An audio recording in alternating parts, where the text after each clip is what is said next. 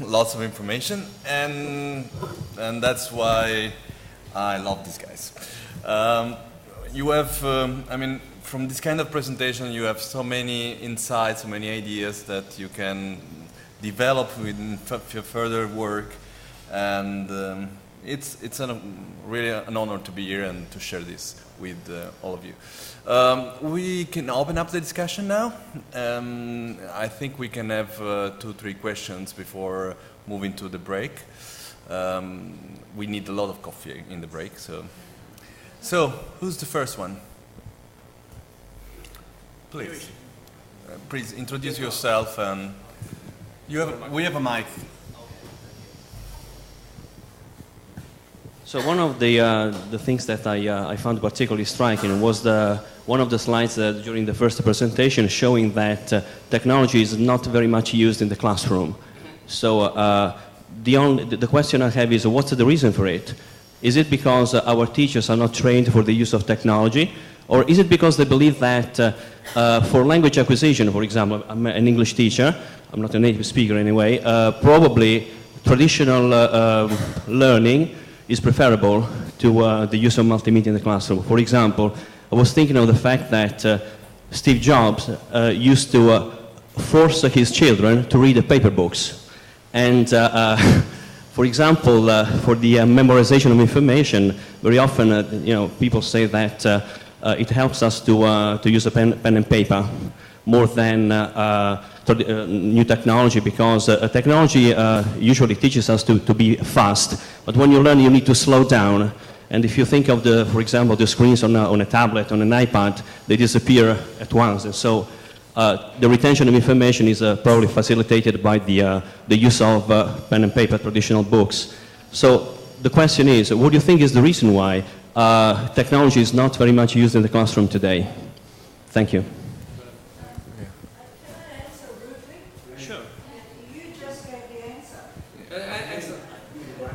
You just answered your question, because your views on what learning is the answer. And a lot of people have those views, and they are correct views. But what we're asking for is a repertoire. It's not an either-or, right? Because learning happens in different contexts, in different places, in different students differently. So that's all we're trying to say. We're not saying that slow learning or fast learning. You need to do both. Memory or not memory, you need to do both. But you gave the reasons why you and others like you resist something that they think is not good. In my college, new technology was the devil, because we're an iconic university. You know, we're number 5 in the country, right? What we did was perfect. Why would we change? 10 years I was there. 10 years to try and get the University of Illinois to become part of the modern world. Right? To say, how do you prepare kids? When we open up one of those online courses, all the students who are on campus flood to go on. We have to stop them, right? In the dormitories, in the classrooms. They want to learn in different ways. They want to learn fast and they want to learn slow. And language in particular, which is now, as I said, many making multimodal, needs it. So you are denying preparing the children for the future if you stick with what you are comfortable with. That's all I can say. And it's about a professional repertoire. And we've tried to give you the reasons why the new affordances allow you to do the things that you want to do perhaps for those kids who can't come to school, for those kids who don't want to do it that way, and for those kids who want to be capable in the world that's in front of them. So I hope you forgive me for answering that way. Actually, also, it's been like the whole point about being a long time coming. I mean, first e-learning system, 1959. This is a long, long time, but also at certain points, things reach tipping points. I know it's a bit of a cliche. Just the fact that the smartphone is so pervasive, it happened overnight. I mean, the first iPhone was 2004, and now they're just completely ubiquitous. So there may be a sudden change which really comes very quickly. Now the resistances are this changes teachers' professional practices profoundly. It's now a totally different job. So it's not the technologies are hard to use, they're not hard to use. It just completely changes what the job is. So the talking profession becomes the documenting profession. You know, the profession which knows things becomes the profession which facilitates other people making knowledge for themselves. It's a very big shift. So each of these 4 discursive shifts in the classroom discourse, the textbook, it just changes the job in a way that, you know, the job was invented 150 years ago. It's a strange job which didn't exist until 150 years ago, but now all of a sudden I think we might find that it just changes very quickly. And who knows when it might be, but... And one more thing about Steve Jobs, he's dead. Because he resisted technology. That's right. Yeah, that's right. Yeah. Indeed, he wanted to take alternatives. Good morning. I have 2 practical issues. What's the highest number, or rather, the most reasonable number of students that can be easily managed by a teacher in your platform? And secondly, can your platform be used with mobile devices? If yes, if you have found some differences in using the platform with mobile devices or laptops. Okay, so one of our ambitions, which may be, is to build an environment which has no scale, right? Now, that's a difficult concept. So, if you build an environment where you require there to be 3 peer reviews of every piece of work, it doesn't make any difference whether there are 3 people in the course or 3,000. So what we tried to build in this era of MOOCs is build something which doesn't have scale, right? So that's a big ambition, but we don't want the logic of a small intimate group to be different from the intimacy and the logic of a large group. So now that's now the mobile device question. Okay. Also, the peer-to-peer and the community learning is also a factor, as is the big data. So what we've tried to show you is what's possible. I mean, we're researchers, we're not making products. We're researchers. But we made books, remember? We made textbooks. So we have to get in here and try and design the technology that we think might do the sorts of things we want to do. So really what we need is your help about how you make it better. What will work, what won't work. We're not proselytizers, we are academics saying these are the affordances that are out there. How do we advance them? That is what our position is, and that's why we come to conferences like this, because conferences still matter in terms of exchanging of information and knowledge. And the mobile device question is, yes, it will work on mobile devices, but there's a lot of complexity happening in the screen in terms of like the 2 sides of the screen. It's not a great idea. It's better to have a larger screen because it's knowledge making, it's not tweeting, it's knowledge making, it's not Facebook friends and 1 photo. So, so the answer is yes, you can get it onto mobile devices, but it's better to have something which is a tablet size. Even a small tablet like that would work perfectly okay. Just because of what's happening, there's a lot of things happening there essentially. So that's the answer to that.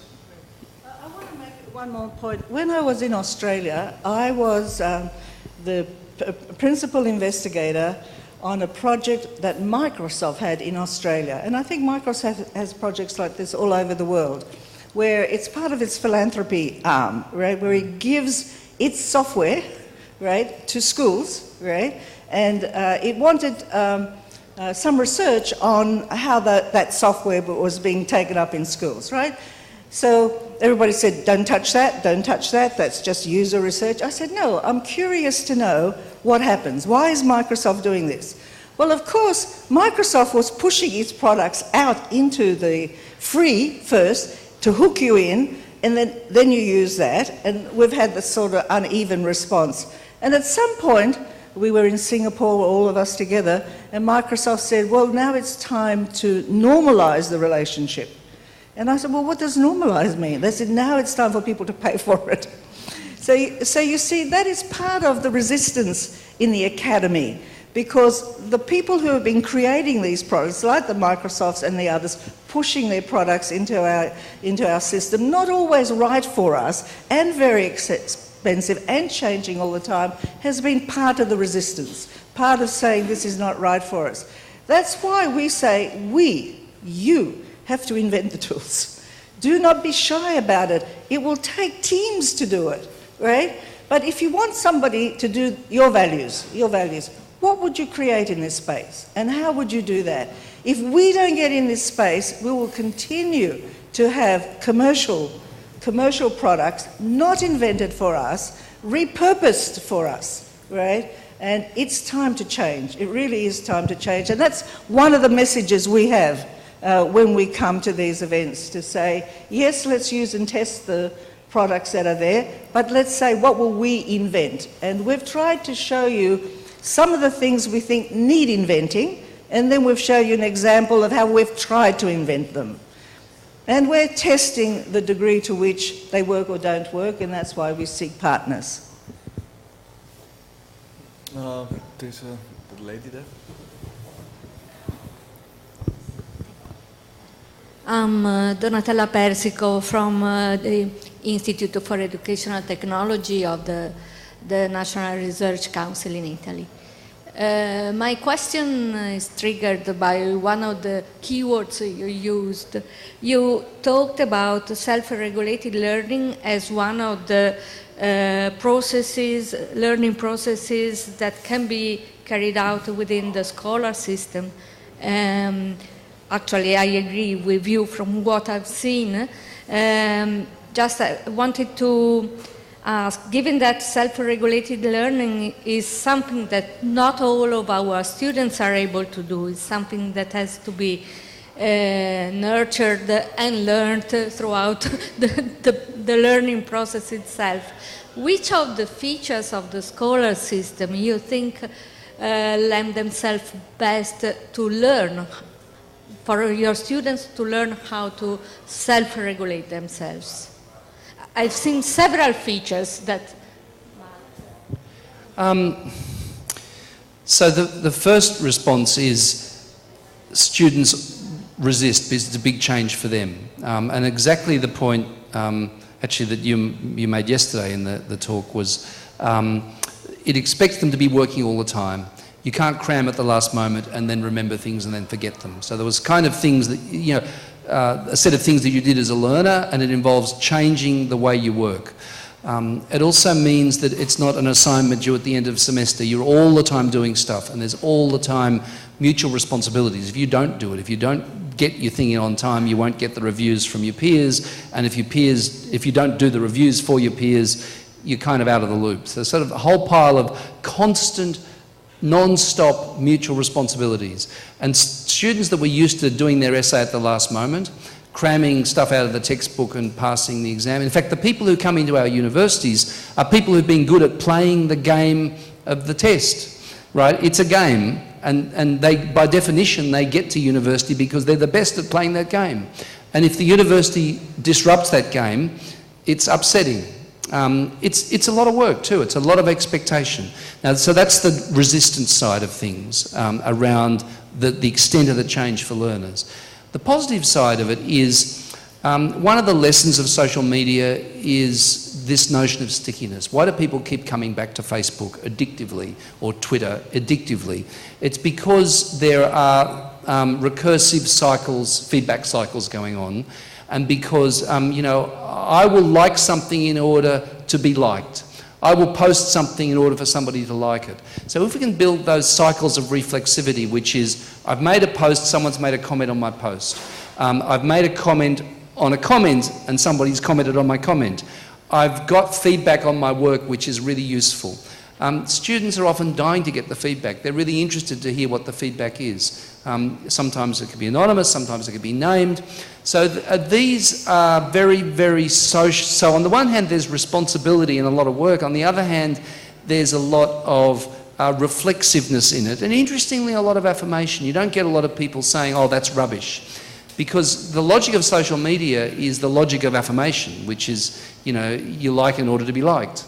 This is an environment where, and also if you build the rubrics such that it's about constructive feedback, it's about, you give people hints about how to give constructive feedback as opposed to judgmental feedback. So there's a kind of, what the idea is to build this peer-to-peer stickiness, which keeps people coming back and keeps them engaged, and then justifies the extra work that they do. Yeah, so that's... Okay, one last question.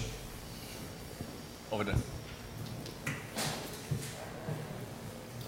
I'm the only one sitting.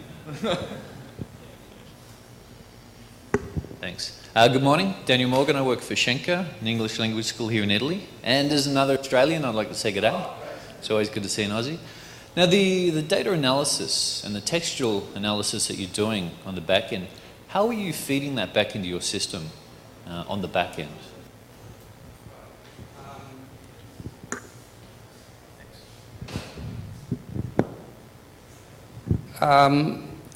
I'll talk about it from an assessment point of view. I mean, the way we feed it back is in that analytics area. Is that what you mean? What we're trying to do is explore as many ways as we can to interpret what's going on. And we know there are a lot of other ways to interpret what's going on. So we've just got this National Science Foundation grant to work more on the analytics area. But there are kind of two aspects to that. One is how can we collect semantically legible data? What kinds of data can we be collecting down the back? And how can we be interpreting data which is less legible? So, for example, one thing we don't deal with is keystroke analyses and timestamps and log files. We're going to do that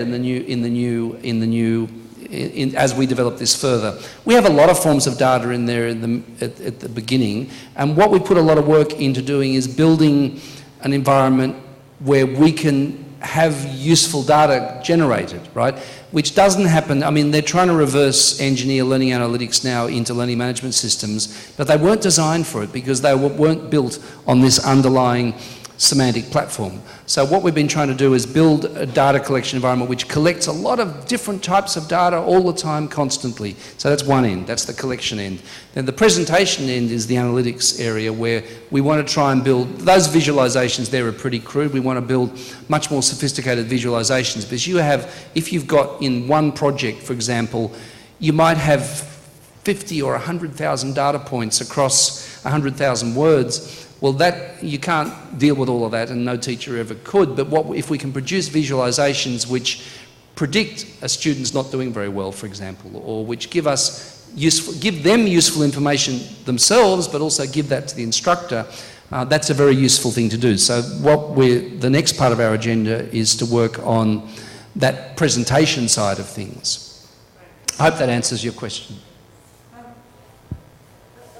That data analytics too is quantitative, and the question of the quality of the work also matters to us. So again, we're trying to expand that. That was the first iteration of what we did, and now with the new research we're trying to think about that. But the other part is in the peer-to-peer feedback, where the qualitative aspects are the most important, and the sociality in the community. So although we're saying we're becoming more individualistic in this moment, the affordances allow us also to collaborate in ways that we haven't before, not just to produce social movements, right, but also to create knowledge collaboratively and sociality.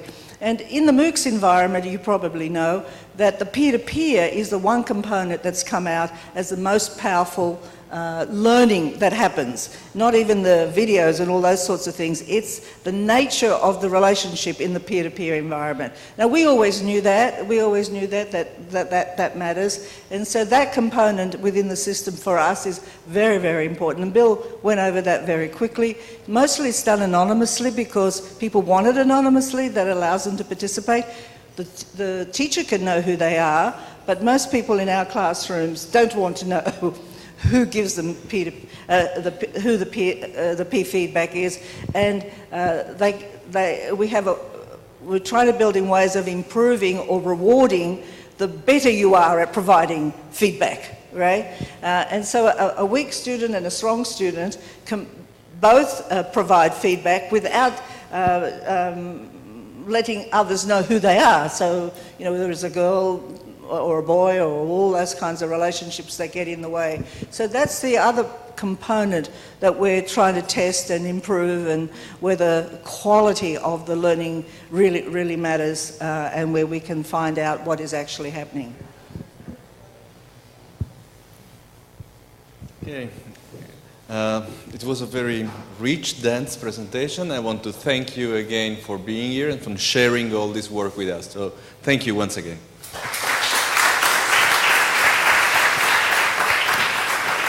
Coffee is waiting.